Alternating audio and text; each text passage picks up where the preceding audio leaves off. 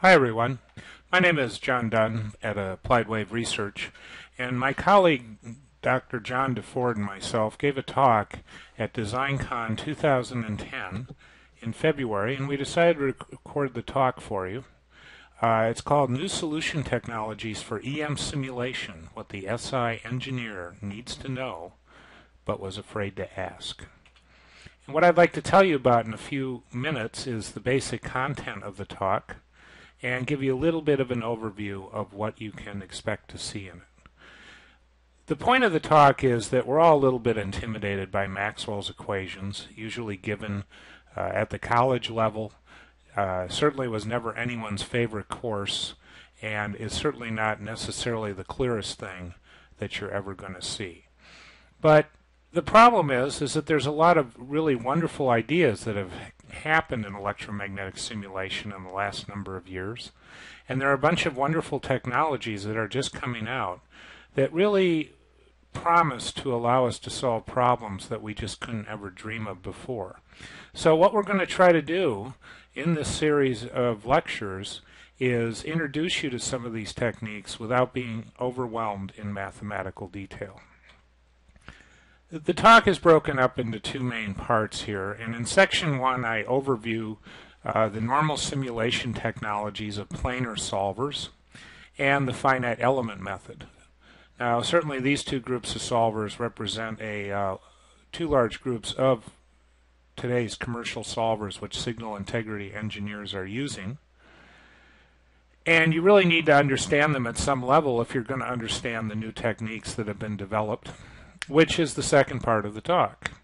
And in particular, we're going to look at how iterative solvers promise to revolutionize planar simulation technology, and how parallel algorithms are allowing finite element methods to solve problems that we couldn't even dream of before.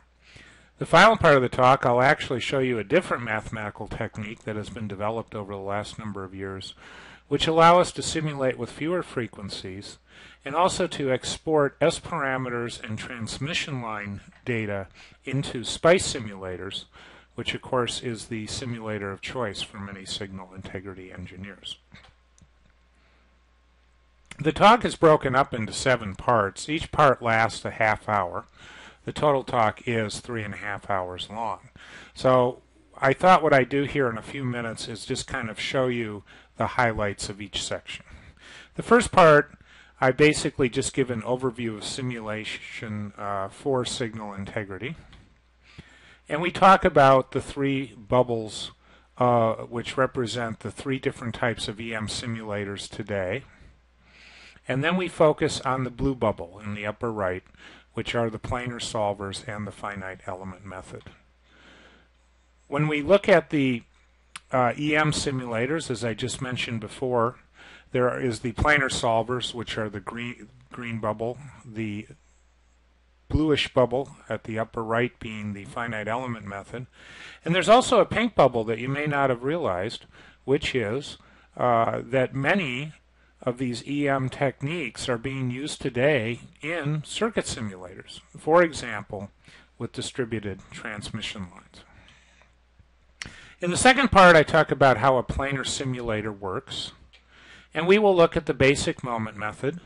If you've ever wondered how one of these things really works, this is the section for you, and how they use something called a Green's function in order to create a matrix and solve for the currents in the circuit. We'll then talk about how long it takes to actually solve a problem using a moment method, and what takes all the time, and in particular the matrix fill and the solve of the matrix. In part 3, we look at the matrix solution, which is the dominant time factor in a planar simulator when the problem gets big enough, and I'll make some predictions of the future for the next 10 years of how big a problem we'll be able to solve. In the process, we'll learn about Mr. Carl Gauss, one of the greatest mathematicians of all time, and how he came up with solving a matrix in order n cubed time, which no one has actually ever done better than with a direct solver. I'll look at Moore's law, which, as we all know, predicts how much faster computers will be in the future. and we'll look through the crystal ball and see if we can maybe see where we're going to be in 10 years. In part 4, I talk about the new fast iterative methods for these planar solvers that have been developed over the last few years, which promise great breakthroughs in the size of problems that we can solve. I'll show you the idea of these solvers, which basically says we can take groups of cells in the circuit that we chop up, and if the cells are far enough away, we can speed up the solve greatly. I'll show you that the technique is really related to something that you're much more familiar with, good old image compression. How you can take an image and actually with a lot smaller data set approximate the original image.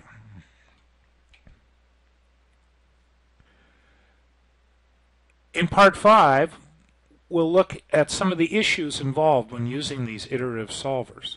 After all, every new technique has limitations and problems that you have to be aware of if you're going to use it correctly.